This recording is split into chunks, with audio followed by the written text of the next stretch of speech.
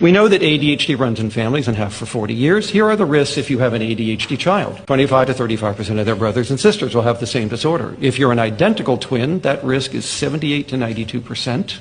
Notice that the closer people are genetically related, the higher the risk if one has the disorder that the other's going to have the disorder. Now, if we bring in their mothers and evaluate them, upwards of 1/5 of their mothers are still adults with ADHD, and nearly 1/3 of their fathers are currently ADHD. And if you add those two together, it means that there's a 50% chance that one of the parents sitting across your desk has the same disorder, probably never diagnosed. Which is why we now teach clinicians that you should be screening every parent that brings a child to your clinic. If you're an adult with ADHD, 40 to 54% of your children will have the same disorder.